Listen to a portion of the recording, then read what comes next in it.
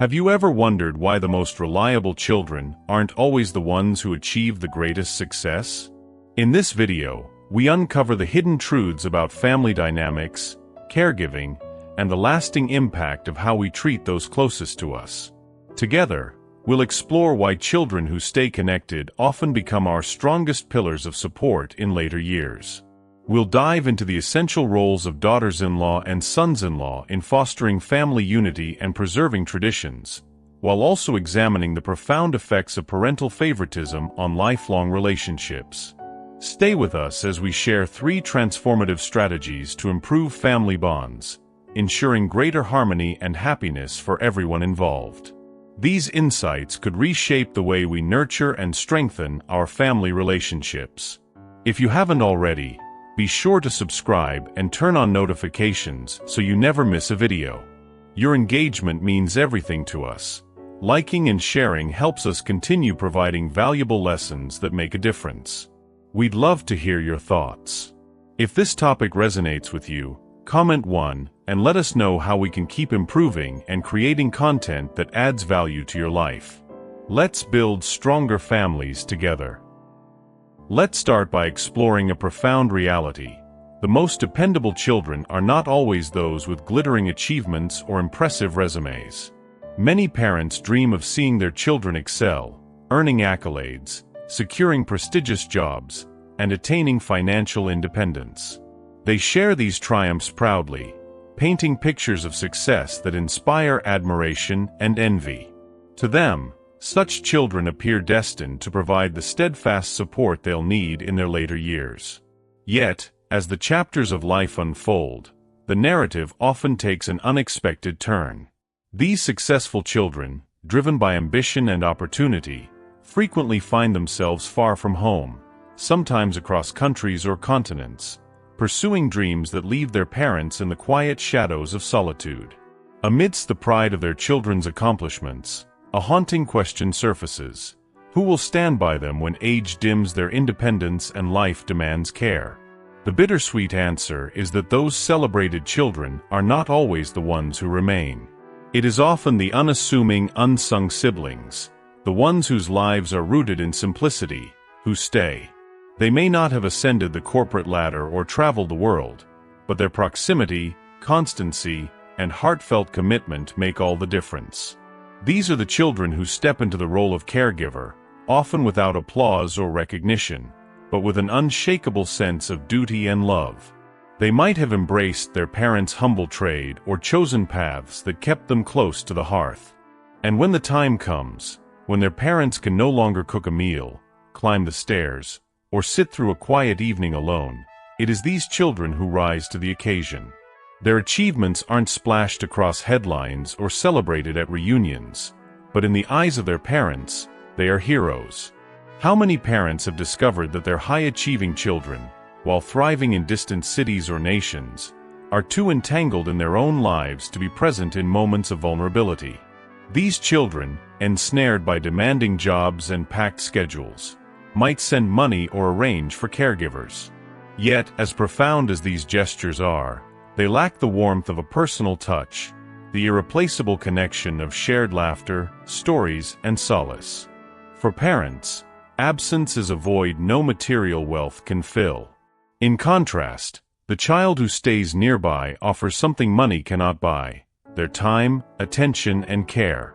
A hot meal delivered with a smile, a steady hand during a walk in the garden, or a simple shared moment in the quiet of a day, these acts are profound. They reflect a love that asks for nothing in return. Such children may grumble at times, but they remain unwavering, carving space in their lives to honor the ones who once carried them. For those watching this video, if these truths resonate, drop a comment below and let us know you're here with us. These lessons are universal and timeless. Life often reveals that the children with the most accolades and titles are not always the ones who offer their parents the greatest care. Caught in the whirlwind of success, they may unintentionally let distance, both physical and emotional, take root. Their love may remain, but their presence often fades, leaving behind an ache that no achievement can soothe. What parents desire most in their twilight years is not wealth or status. It is love, intimacy, and connection. They long for someone who listens, understands, and offers them the profound comfort of belonging. They want more than just a caregiver for their physical needs. They crave someone who fills the space in their hearts that only a child's presence can. As we reflect on this truth, a saying becomes clearer: neighbors are closer than distant relatives. While the world may celebrate the child who soars, it is often the one who stays grounded that becomes a lifeline. Their simple acts of kindness, a warm meal, a supportive arm, or a quiet conversation, become immeasurable gifts, forming the true legacy of love. In the end, success isn't defined by society's standards of wealth or fame. It's defined by the depth of our connections and the loyalty we show to those who nurtured us. Parents may not always get the child they dreamed of, but in the quiet moments of need, they often find the one they truly needed all along, a child who never left their side. This is the quiet beauty of life, discovering that in love, devotion, and presence, we find the truest measure of success. Here are some practical and emotional strategies for parents to adapt to the reality of having children who may not be physically or emotionally available in their later years. 1. Focus on emotional self-care. Acknowledge your feelings. It's natural to feel sadness or disappointment when children can't always be present. Give yourself permission to grieve these changes. Seek support when needed. Don't hesitate to talk to a therapist, counselor, or support group to process emotions and gain strategies for coping. 2. Celebrate the children who stay. Show appreciation. If one or more children remain close and actively involved in your care, acknowledge their efforts and express gratitude often. Avoid favoritism. Ensure all your children feel equally valued, even if their circumstances prevent them from being physically present. 3. Encourage regular visits. Plan ahead. Work with distant children to schedule visits during holidays, special occasions, or other meaningful dates. Make it easy. Offer to share travel costs or accommodate their needs to encourage them to visit when possible. 4. Stay engaged with the digital world. Learn technology. Take the time to understand video conferencing, messaging apps, and social platforms to stay connected with faraway children. Share your life. Send photos, updates, or short videos about your day-to-day activities to keep communication alive and meaningful. 5. Explore group living options. Look into shared housing. Co-housing arrangements with other seniors can provide companionship and reduce feelings of isolation. Join retirement communities. Choose active senior communities that offer social activities, amenities, and on-site support. 6. Involve the whole family. Engage grandchildren. Foster connections with your grandchildren through letters, phone calls, or virtual chats. They can be a source of joy and engagement. Delegate responsibilities. If some children are too far away to help directly, ask them to contribute in other ways, such as managing finances, coordinating care, or providing emotional support. 7. Maintain a positive outlook. Focus on the joys of aging. Embrace the wisdom and perspective that come with growing older. Celebrate milestones and cherish each moment. Laugh often. Seek out humor in everyday life, whether through movies, books, or time with friends, to lighten your mood. 8. Keep giving back. Volunteer your time. Contributing to your community can provide a sense of purpose and connection. Mentor others. Share your life experience and skills with younger generations who may value your guidance. Second truth: the vital role of sons-in-law and daughters-in-law in family harmony. When our children marry and begin their own journeys, an unspoken shift takes place in the family dynamic. As parents, we might unintentionally create invisible boundaries. We hold our children close, cherishing the bond we've nurtured for years. Yet their spouses, our daughters-in-law and sons-in-law, are often seen as outsiders. Without realizing it, we may fail to embrace them fully as part of our family. This subtle exclusion can lead to emotional divides. We may believe that our children, by blood, are the true pillars of the family. Meanwhile, their partners are treated as secondary. Such a perspective, though unintended, risks undermining the very foundation of unity. In the delicate balance of family relationships, our words and actions carry immense weight. A comment made lightly can sow seeds of discord. Protectiveness over our children might evolve into interference, overshadowing their autonomy. This overreach, however well-meaning, can strain relationships and push their spouses away. When conflicts arise in our children's marriages, the stakes grow even higher. Our instinct is often to shield our own. We rush to defend them, sometimes at the cost of fairness. This protective reflex can escalate tensions and deepen divides. It may even lead to fractured relationships and alienation within the family. What we often fail to recognize is that these spouses, too, play a crucial role in the fabric of our lives. They are not just our children's partners. They are integral to our family's future. As the years pass, they will be the ones standing beside us, offering care and support when we need it most. Without their goodwill, the challenges of aging become immeasurably harder for everyone. Family is not static, it evolves. Sons who once depended on us now depend on their wives. Daughters who sought our guidance now share their lives with husbands. Insisting on preserving old roles, while sidelining their spouses, breeds resentment. Such actions risk isolating us, even from our own children. Consider the dilemmas that arise when loyalties are divided. The question, if your mother and your wife were both drowning, who would you save, is more than a rhetorical query. It highlights the emotional tug-of-war that can emerge when families fail to foster mutual respect. This internal struggle is one no parent should wish upon their child. Instead of creating divides, we should strive for inclusion. When we show genuine respect to our sons-in-law and daughters-in-law, we create a sense of belonging. Acceptance fosters trust. Trust strengthens bonds. And those bonds become the foundation of a family that stands together through adversity. Yet, it's not uncommon for parents to feel resentment toward their in-laws. Perhaps we think they don't meet our expectations or fail to show enough deference. But before casting blame, we must examine our own behavior.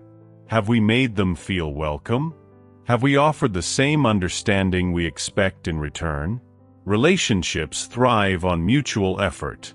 Holding on to old biases or grudges stifles growth. Instead, we must adopt an attitude of empathy. By appreciating their role in our children's lives, we open the door to stronger, healthier connections. Consider Mike's story. A retired mechanic, he lived alone after the passing of his wife. His children, Jason and Lisa, were his pride and joy. When they married, Mike struggled to connect with their spouses. Sarah, Jason's wife, was polite but distant. Tom, Lisa's husband, was kind but reserved. Mike viewed them as well-meaning strangers, not family. At gatherings, Mike often compared Sarah's cooking to his late wife's, a habit he didn't realize was hurtful. He questioned Tom's career choices, believing Lisa deserved better. These subtle criticisms created tension. His children began visiting less frequently, and Mike grew lonelier. Everything changed one winter when Mike fell seriously ill. Expecting Jason or Lisa to step in, he was surprised when Sarah and Tom offered to help. Reluctantly, he agreed. Sarah moved in first, followed by Tom. At first, the arrangement was awkward. Mike maintained his distance, quietly judging their every effort. But one evening, Tom shared a personal story about his own father, who had pushed his family away during illness. "He wouldn't let us help," Tom said. "By the time he realized we just wanted to be there for him, it was too late. Tom's honesty struck a chord. For the first time, Mike saw his behavior through a different lens. That night, over dinner, he began sharing stories about his late wife, Margaret. Sarah and Tom listened intently. Their kindness softened his guarded heart. Weeks turned into months, and the tension lifted. Mike began to notice the ways Sarah and Tom enriched his children's lives. Sarah's care for Jason and Tom's encouragement of Lisa revealed their deep love for his family. They weren't competitors, they were allies. When Jason and Lisa next visited, they found a transformed home. Laughter filled the air. Conversations flowed easily. Mike had opened his heart, and in doing so, gained more than he'd lost. Years later, as Mike's health declined further, it was Sarah and Tom who took the lead in his care. They did so not out of obligation, but love. They had become more than in-laws, they were family. Mike's journey is a powerful reminder. Family isn't about clinging to blood ties alone. It's about embracing the people our children choose to share their lives with. It's about building bridges, not walls. As parents, we hold the key to fostering harmony. By treating sons-in-law and daughters-in-law with respect, we create a family that thrives on unity. Let's not wait until it's too late to realize their value. Let's cherish them now, nurturing bonds that strengthen over time. In the end, the strength of a family lies not in its bloodlines but in its connections. These are the ties that endure, through hardship, aging, and life's inevitable changes. And they begin with us. Advice for elders to embrace and adapt to changing family dynamics. Recognize the value of inclusion. Understand that your child's spouse is not an outsider, but an essential part of your family's growth. View them as partners who contribute to your child's happiness and to the strength of the family.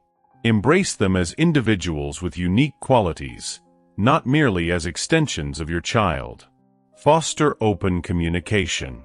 Create an environment where your child and their spouse feel safe sharing their thoughts and feelings. Avoid making assumptions about their intentions. Listen actively and show empathy to build trust and understanding. Shift your perspective. Let go of the idea that only blood ties define family. Expand your view to see your son-in-law or daughter-in-law as a gift, someone who brings new energy, perspectives, and experiences to the family. Respect boundaries.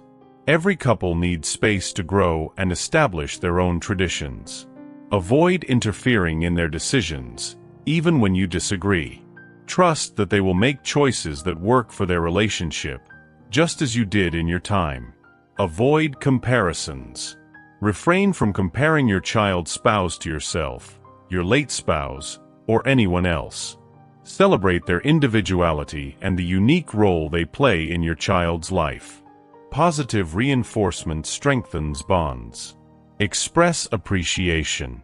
Small gestures of gratitude can make a big difference. Acknowledge and thank your son-in-law or daughter-in-law for their contributions, whether it's caring for your child, supporting family events, or simply being present. Reflect on your own actions. Take time to consider whether your words or behavior might unintentionally alienate your child's spouse. If you recognize patterns of bias or criticism, make a conscious effort to change. A sincere apology can heal wounds and rebuild trust. Focus on shared goals. Emphasize the shared desire for the family's well-being and happiness. Find common interests with your child's spouse, whether it's a love for cooking, gardening, or a favorite TV show, to build rapport and deepen your connection. The third truth. As parents age, the consequences of their past decisions slowly rise to the surface. This stage of life often brings clarity, a reckoning of sorts, where the seeds planted long ago, through their words, actions, and treatment of their children, finally yield fruit. For some, this can be a season of reckoning, where the past's emotional imprints are felt deeply. It is a time when parents begin to reap what they have sown. In their twilight years, parents may face the harsh reality of what their relationships with their children have become. Unfairness, favoritism, neglect. These early imbalances return in unexpected ways. The scars of past decisions can reappear as grown children, now independent, reflect on their childhoods. The bond that should be strongest may instead be strained, or even broken. The children who were favored might struggle in adulthood. They may become overly dependent, lacking the strength to cope with life's challenges. Their entitlement can blind them to the needs of others, especially the parents who once showered them with attention. Meanwhile, those children who were overlooked, ignored, or unfairly treated may carry deep resentment. This emotional baggage can resurface, sometimes painfully, in ways that complicate the relationships they now have with their aging parents. You may ask yourself, what are you going to do to ensure that the bonds with your children remain strong as you grow older? How can you prevent past mistakes from resurfacing and affecting your relationship with them when you need their support the most? Here are a few important pieces of advice to help you adapt and navigate these challenging dynamics. Reflect on your past actions. Take time to honestly reflect on how you treated your children during their upbringing. Did favoritism, neglect, or unfairness play a role in shaping your relationship with them? Understanding the emotional impact of your past decisions is the first step in healing old wounds. Acknowledging where things went wrong can help you move forward in a more balanced and empathetic way. Prioritize open communication. In the twilight years, communication becomes even more vital. Have open and honest conversations with your children about your feelings, regrets, and desires for the future. If you have made mistakes, owning up to them can go a long way in healing past hurts. Create a space where your children feel comfortable expressing their own feelings, too. Honest dialogue strengthens relationships and builds trust. Show equal love and appreciation. Make a conscious effort to show equal love and appreciation to all your children, regardless of their past actions or how they may have behaved as kids. Acknowledge their individual strengths, achievements, and struggles. Avoid comparing them to one another, as this can reignite old wounds. When your children feel seen and valued for who they are, it creates a more supportive environment for both them and you. Let go of unrealistic expectations. Understand that your children may not always meet the expectations you once set for them, and that's okay. Let go of the desire for them to be perfect, and instead, embrace their flaws and unique qualities. When you release the burden of unrealistic expectations, it creates space for mutual understanding and acceptance. Be willing to seek forgiveness. If there are unresolved issues or emotional scars from the past, don't be afraid to ask for forgiveness. Healing cannot begin without taking responsibility for past mistakes. Whether it's asking for forgiveness from your children or forgiving yourself, the act of letting go of guilt or resentment is a powerful step toward restoring your relationships. A classic example of this dynamic is found in Shakespeare's King Lear, where an aging monarch's choices tear apart his family. Lear, seeking to divide his kingdom, decides that he will give the largest portions to the daughters who declare their love for him most fervently. Goneril and Regan, his two eldest daughters, flatter him with extravagant words, while Cordelia, the youngest, speaks honestly but modestly. Enraged by her sincerity, Lear disowns Cordelia and divides his wealth between the two flattering daughters. As time unfolds, Lear's decisions lead to tragic consequences. Goneril and Regan, who once pretended to love him for their own gain, become cruel and dismissive. Cordelia, who truly cared, is cast aside. Lear's inability to recognize genuine affection until it is too late leads to destruction, both for his family and his kingdom.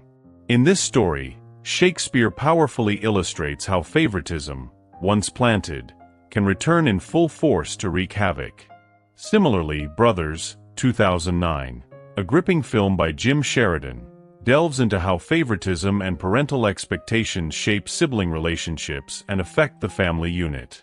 The story revolves around two brothers, Sam and Tommy.